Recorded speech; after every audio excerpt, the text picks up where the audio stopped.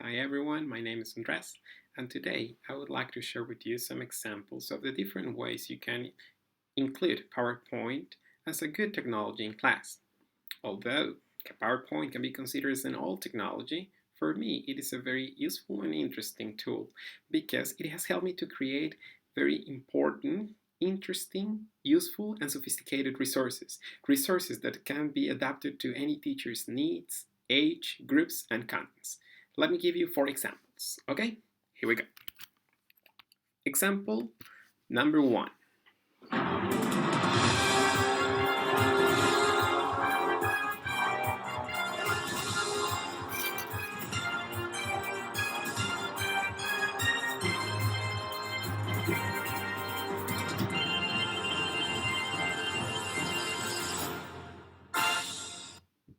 Okay, this game, Who Wants to Be a Brainy Millionaire, was based on the original idea of the TV show Who Wants to Be a Millionaire.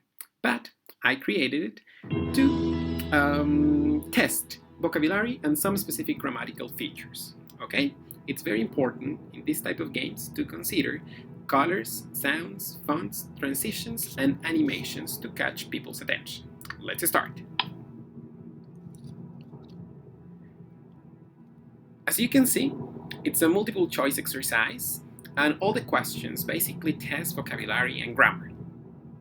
If the answer is correct, one specific sound you will listen to.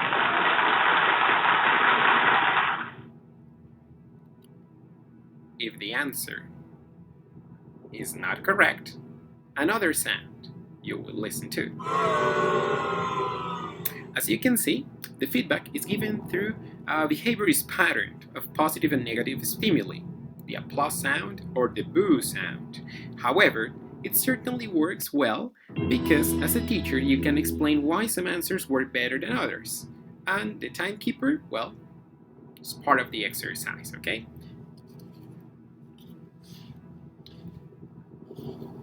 Okay, this is example number 1. Example 2.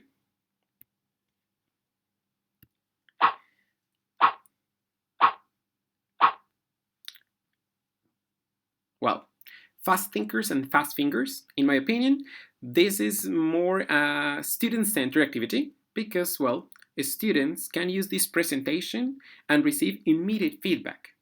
I included some instructions because originally I sent this exercise by mail.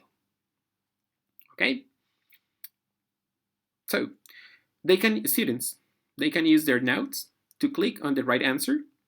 And, well, the purpose of this is to reinforce concepts and grammar structures. If the answer is incorrect, they will know that the answer is incorrect and they have to try again. If the answer is correct, they can move to the next question. All the activity is using this methodology, okay? There is no problem. Okay? So, guys. Example 3. Okay, here another great way to use PowerPoint into the classroom is using these online presentations. I use the one that the author Lilian Marchesani just uploaded in his blog. Well, I included instructions. And, well, there is a warming up exercise to check students' use of past forms. Although, I obviously have to tell you that I always add my style to the all presentation. So I include more animations, transitions, fancy fonts, different contents. I adapt them to what my students need. Okay? So in this exercise, you can click and the answer will be given. Okay? Here, the students have to complete a story, okay, using the corresponding simple past tense form of the verbs that they are going to find. There is always a visual input to reinforce the story, and if students click there, they will immediately receive the answer, as you can see. This type of exercise not only helps them to increase their vocabulary or reinforce their grammar, but also to create well-written papers, well, texts or stories, depending on their level of proficiency. Okay? This exercise is flexible, versatile, and a nice tool to reinforce concepts. Many things are already in the web. Okay? And one more example is this one. Okay, so the topic was culture shock, and here PowerPoint allows me to include scans, games, audio recording, videos, all what I need to give a lesson. For example, if I want to introduce vocabulary, I can include this like screenshot. Also, I can include some games, as in the previous examples that I gave you. I can include them here to reinforce vocabulary. Think about opposites. More than one answer can be given. That depends on, well, the teacher.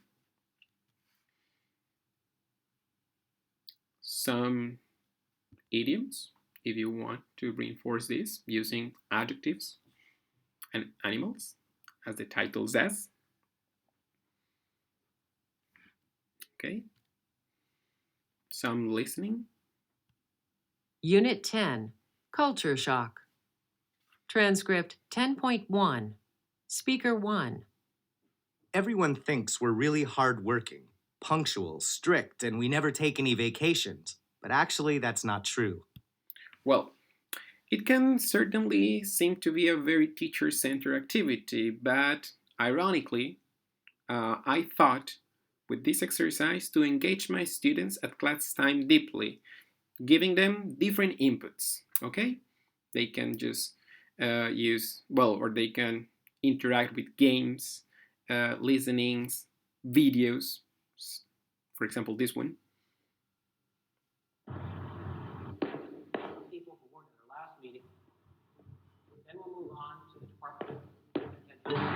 Some American management consultants recommend having meetings standing up to save time. Okay, and after that, just a discussion. I can include several communicative abilities or skills: listening, reading, writing, well, speaking, whatever I need. A quiz, it can be in group, it can be individually, that depends on the teacher. Well, there is no problem at all. Okay?